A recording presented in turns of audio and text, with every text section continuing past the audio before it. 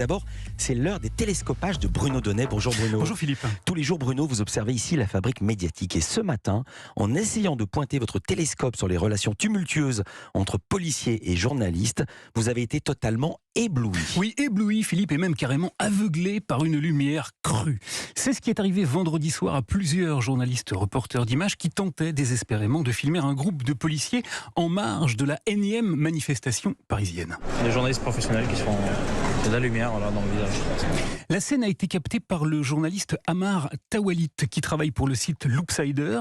Il a filmé une séquence très éloquente dans laquelle on aperçoit les reporters Clément Lano et Rémi Buisine qui tentent de filmer les forces de l'ordre. Et si je vous dis qu'ils tentent de le faire, c'est parce que face à eux, tous les policiers sont équipés de puissantes lampes torches, des lampes qui clignotent et qui renvoient une lumière très intense droit dans l'objectif des caméras. Artistique, hein. Ce sont des œuvres d'art déjà. Alors c'est une séquence extrêmement intéressante car elle met en lumière un gros problème d'optique. D'optique dans tous les sens du terme. Si vous faites un tout petit peu de photos, Philippe, vous savez bien que si vous essayez de photographier ou de filmer Anissa par exemple, avec le soleil face à vous, en plein dans les mirettes, votre image va devenir toute blanchâtre, on ne reconnaîtra plus Anissa et vous aurez produit un splendide contre-jour. Eh bien, c'est exactement ce qu'essayent de faire les policiers lorsqu'ils braquent tous ensemble leurs puissantes lampes torches sur les caméras des journalistes. Ils essayent de les rendre aveugles. Et ce problème de lumière, dites-vous Bruno, n'est en fait qu'un nouvel épisode d'une saga très ancienne. Absolument, car l'optique des journalistes et celle des policiers sont en fait plus que contrastées, elles sont diamétralement opposées. Les premiers veulent pouvoir éclairer l'actualité, quand les seconds voudraient qu'on les laisse travailler dans l'ombre et rester anonymes. Depuis le 1er janvier 2014, vous savez que les policiers doivent, en principe, arborer sur leur uniforme un petit numéro qui permet de les identifier. Ça s'appelle le RIO. Monsieur, vous laissez les collègues travailler pour moi. Où sont vos RIO? Où sont vos RIO? Le journaliste David Dufresne, que vous entendez derrière moi, s'est fait pour spécialité de traquer les comportements répréhensibles de la police. Et la chasse au fameux RIO des fonctionnaires est devenue l'une de ses obsessions. Le RIO de monsieur, s'il vous plaît. Le RIO de monsieur. S'il vous plaît.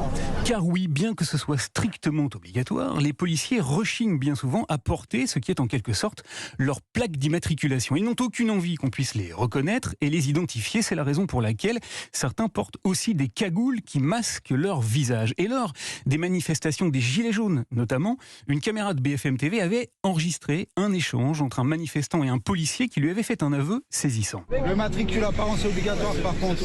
Oui, monsieur. Sur un ordre de ma hiérarchie, on les enlève. Sur ordre de leur hiérarchie, certains policiers enlèvent leur RIO. Mais alors, que dit la loi ? Eh bien, elle est formelle, Philippe. Les policiers doivent être reconnaissables et les journalistes ont le droit de les filmer, y compris dans l'exercice du maintien de l'ordre. En 2021, Gérald Darmanin avait tenté, dans le cadre de la loi dite sécurité globale, d'interdire aux caméras de filmer les policiers. Seulement voilà, le Conseil constitutionnel avait censuré sa mesure. Il lui avait dit non, estimant qu'elle contrevenait aux exigences démocratiques. Alors voilà, aujourd'hui, dans un épisode librement revisité de L'Arroseur arrosé, les policiers éclairent les journalistes. C'est mieux que s'ils les allumaient. Toutefois, ça donne des images à contre-jour, à contre-temps, des exigences de transparence qu'on aimerait distinguer un peu plus nettement. Merci beaucoup Bruno Donnet. Si j'osais, je dirais que c'était lumineux. Merci Bruno. À demain. Osez, Joséphine.